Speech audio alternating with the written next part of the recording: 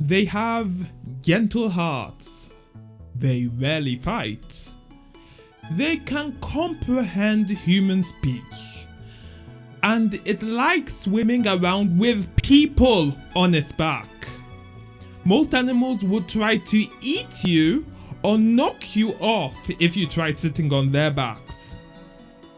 The point of today's video is to see how we can learn how and why a Pokemon like Lapras might ever evolve.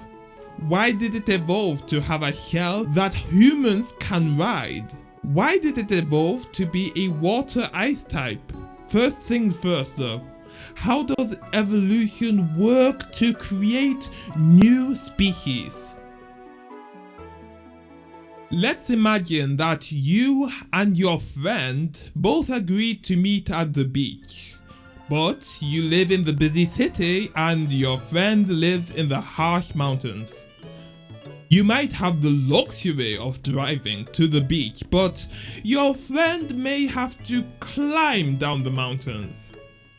Even though you both started in different places and used different modes of transportation, you both ended up in the same place, the beach. In other words, you converged at the beach. Birds and bats are very different animals. One is a bird, technically a reptile, and the other is a mammal, very different. The bird is like you living in the city and the bat is like your friend living in the mountains. Their ancestors lived in vastly different environments, but they both wanted to go to the metaphorical beach one day. Actually, it probably took a bit longer than one day. More like a billion days. The fact that they both developed the ability to fly independently is like how you and your friend got to the beach using the modes of transport that were best for the two of you. Why did they need to fly? I talked about that in my last video. Wings, camouflage, and streamlined bodies are examples of features that have evolved convergently in unrelated species as animals try to get to the beach from their unique environments. Who doesn't want to get to the beach? Consider the kinds of animals that live in the Arctic and Antarctica. What do they have in common?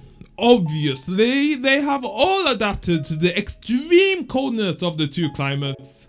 They all do so in rather unique ways. Walruses have their blubber. Penguins huddle together. Polar bears have 2 layers of fur. Practically all of them also have a small surface area, so they release heat less efficiently. A lot of these animals are also good at swimming and catching their prey. Many have to migrate to avoid the worst conditions though. It appears that since the underside of Lapras is not protected, that part of their bodies evolved to become lighter in color. This is called countershading, a kind of camouflage that can be found in a vast number of marine animals, prey and predators alike. As seen from below, light from the sun makes everything look bright, so Lapras would blend in with the brightness of the surface of the water, as seen from below. Since they are so calm and rarely fight, they have been exploited by humans. Unfortunately, this is an underrepresentation of reality. Due to our actions, human-induced global warming is causing many beloved species to become more at risk of extinction, including polar bears, belugas, narwhals, emperor penguins, and more. Lapras are similar to a type of aquatic dinosaur that evolved to have a shell that allowed them to hunt without the risk of being ambushed by a large predator. These dinosaurs are called placodonts, which means tablet teeth because their teeth were flat like stone tablets for crushing the shells of mollusks. It would definitely be easier to crush something with stone tablets than with knives, and their predators had teeth like knives. So you bet the shells of placodonts protected them well. First, let's look at Lapras' shell. Lapras probably evolved over time from Tirtouga, since it is considered to be the ancestor of many turtle Pokémon. They share a similar color scheme and can learn a lot of the same moves. Turtles in our world likely evolved shells for similar reasons. The difference with turtles is that their shell is all around them, whereas in other creatures it's only on one side. One of the other defining features of Lapras is their ability to communicate and understand human speech. This might be a reference to the intelligence of dolphins. For a long time, it was thought that the size of the brain was directly related to the intelligence of a species. We have big brains, so we are smart. Fish have tiny brains, so they swim aimlessly and can just about manage to find food for themselves and hide from predators and reproduce. However, the brains of whales are about 5 times larger than the brains of humans. This must mean whales are secretly plotting to take over the world, right? No! The size is important, but we came to realize that the ratio of brain size to body size is even more important. This ratio is known as the encephalization quotient, or EQ. This is still far from being a perfect measure of intelligence, but we can see that if Lapras is anything like dolphins and whales, they must have a high EQ also, especially since they can understand human speech. Speech and language are such complex things that require highly intricate structure and placement of vocal folds and chords and a high EQ. This is so rare in nature that only humans are able to use language. Picture this scenario. There is a group of Tirtouga living together. Suddenly, a change in the environment causes several of the Tirtouga to become stranded from the rest of the group. These Tirtouga drift far, far away to a much colder climate. In fact, the climate is so challenging that some of the Tirtouga died as they were making this transition. Fortunately, they were reproducing enough to replenish their numbers.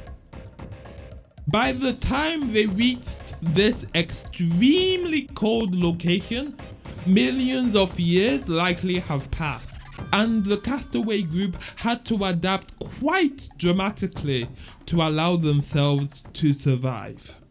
They stored fat as blubber to help retain heat and to survive when the number of prey in their inhospitable climate decreased greatly.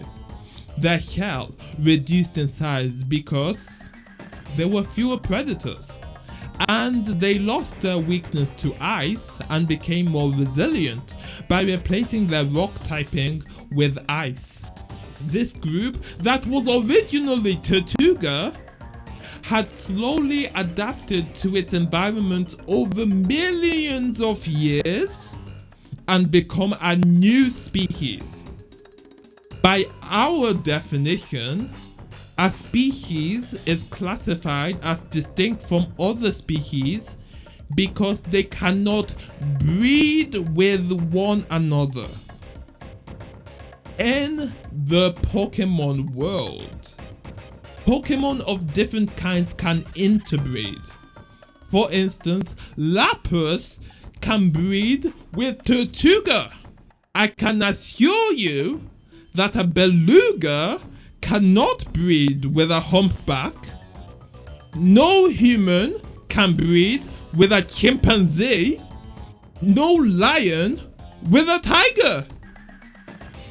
Okay, maybe that last one can in special circumstances. Speciation is the lifeblood of life.